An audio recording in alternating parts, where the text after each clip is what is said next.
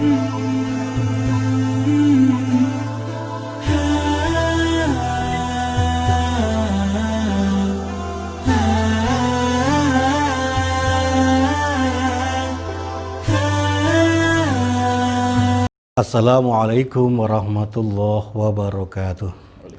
Alhamdulillahi wassalatu ala rasulillahi Muhammadin ibni Abdillah wa ala alihi wa ashabihi ajma'in. Rabbi shrah li sadri wa yassir li amri wahlul 'uqdatam min lisani yafqahu qawli. Allah Subhanahu wa Ta'ala menurunkan Al-Quran kepada Nabi Muhammad SAW adalah untuk membimbing manusia bagaimana cara menapaki hidup dari berbagai sisi. Salah satunya misalnya kita melihat bagaimana cara Allah membimbing orang Quraisy agar menapaki hidup dengan baik. Kita ambil surah Quraisy, bagaimana konsepnya. Ya. Allah berfirman, A'udzubillahi minasyaitonirrajim, li'ilafi Quraisy. Adalah merupakan tradisi warga masyarakat Quraisy. Ibnu Katsir dalam tafsir Qur'anil Azim ketika menafsirkan ayat ini, salah satunya beliau menukil sebuah riwayat bahwa ketika Nabiullah Muhammad SAW mendapatkan ayat ini, ya, beliau memberi komentar, waihakum ya ma'syara Quraisy, celaka anda semua wahai warga Quraisy. Ini oleh Rasul diungkapkan 3 kali sehingga para sahabat bertanya, penasaran mungkin ya, wahai Rasul, kenapa warga Quraisy celaka? Rasul menjawab, ila fihim rihlatas syita waswaif. Warga Quraisy itu celaka ketika musim dingin dan musim panas mereka manfaatkan untuk rihlah. Jadi ketika musim dingin mereka rihlah dari Mekah ke Yaman. Kalau musim panas dari Mekah ke Syria. Untuk apa mereka melakukan rihlah? Adalah untuk berniaga, untuk bisnis, untuk mencari nafkah. Lalu para sahabat bertanya lagi, agar mereka tidak celaka, mereka harus bagaimana?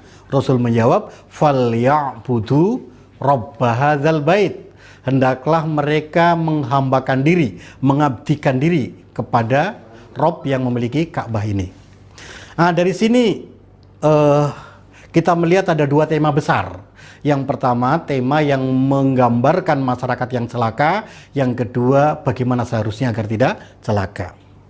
Mungkin kita orang yang ada di Indonesia dengan otak nakalnya kita mengatakan, kalau Rasul memvonis celaka bagi warga Quraisy sampai turun surah Quraisy itu, toh kita bukan warga Quraisy, artinya tidak termasuk orang yang celaka. Apa seperti itu?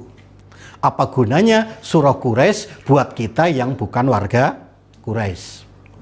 Dalam hal ini Quran adalah hudal linnas, petunjuk untuk semua umat manusia.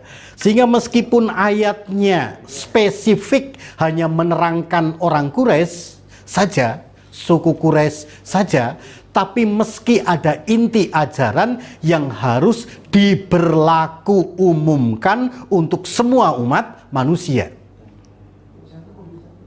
Dalam bahasa Arab ada uslub, ya. Quran sering menggunakan uslub. Uslub itu bahasa Indonesianya gaya bahasa. Seperti misalnya kita katakan ada uslub zikrul ba'di wal muradu bihil kullu, menyebut sebagian padahal yang dikehendaki semuanya. Nah, gaya bahasa seperti ini biasa kita pakai. Misalnya, mana fulan ini sudah 3 hari tidak nongol batang hidungnya di masjid. Fulan 3 hari tidak nongol batang hidungnya di masjid. Batang hidung adalah sebagian tubuh. Itu yang disebutkan. Tetapi yang dikehendaki bukan batang hidungnya yang datang ke masjid, tapi seluruh tubuhnya. Itu namanya menyebut sebagian, yang dikehendaki keseluruhan. Kita sering berdoa begini, inni wajjahtu wajhiya lilladzi fataras samawati wal ard. Aku hadapkan wajahku kepada zat yang mencipta langit dan bumi. Ya. Lutut bukan wajah, tangan bukan wajah. dada, bukan wajah. Yang disebut hanya wajah. Tetapi ketika sholat, yang menghadap kepada Allah bukan hanya wajah, tapi seluruh tubuh kita.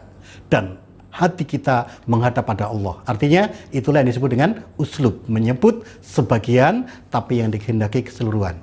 Li'ilafi Quraisy. Yang diterangkan oleh Allah adalah bagaimana orang Quraisy mencari nafkah.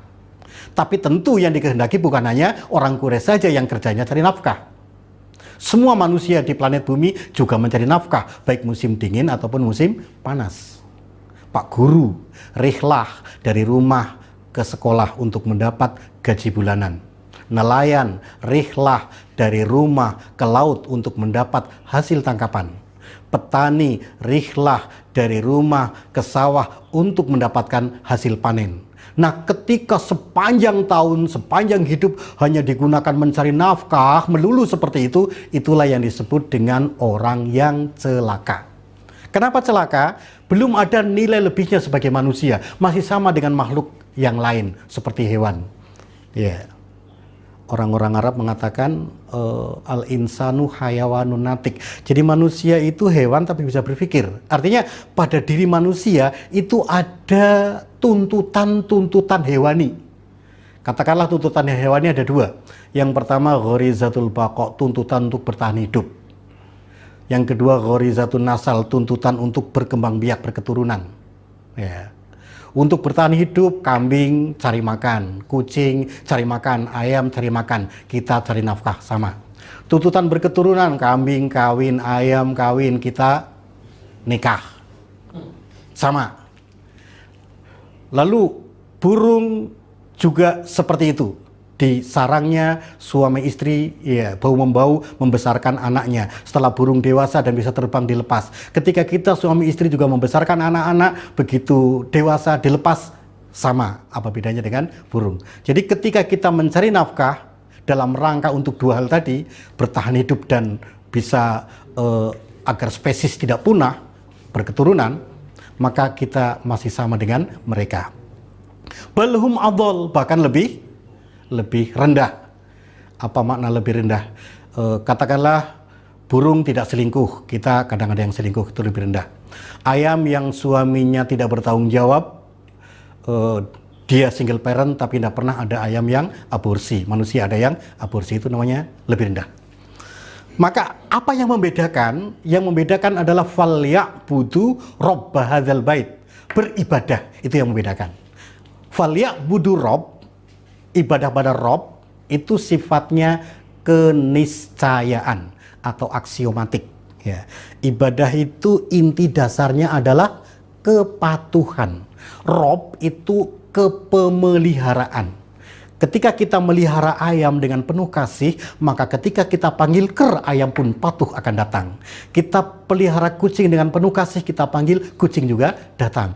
Begitupun monyet, begitupun anjing, kuda, dan lain sebagainya. Hewan-hewan kalau kita pelihara, dia akan menunjukkan kepatuhannya. Nah, kita dipelihara oleh Allah Subhanahu wa Ta'ala dengan siapkan bumi, siapkan segalanya. Loh, kalau Allah memanggil kepada kita, Allah Akbar untuk kita menghadap padanya, lalu kita tidak mematuhinya, maka mereka lebih hina dibanding hewan-hewan sekalipun yang ketika dipelihara akan menunjukkan kepatuhannya. Alladzi at'amahu min ju' wa amanahu min khauf. Allah itulah yang memelihara kita dengan penuh kasih, dengan memberi makan ketika kita lapar, menyiapkan semuanya di alam dunia ini, ya. Wa amanahu min khauf, dia memberi rasa aman dari ketakutan, artinya menurunkan Al-Qur'an untuk mengantar kita menjadi orang beriman. Ketika beriman kita menjadi aman dari rasa takut. Alladzina amanu wa lam yalbisu imanahum bidzulmin ulaika lahumul amnu wahum muhtadun. Orang yang beriman tidak mencampurkan keimanannya dengan kezaliman, maka itulah orang yang aman dan itulah orang yang dapat hidayah. Semoga kita bisa manfaatkan seluruh yang Allah berikan pada kita, rihlah kita, hasil kerja kita, baik berupa kekayaan ataupun kekuasaan dalam rangka falyabudu, dalam rangka kepatuhan kita kepada Allah Subhanahu wa Ta'ala. Hadanallahu wa iyyakum ajmain. Assalamualaikum warahmatullahi wabarakatuh.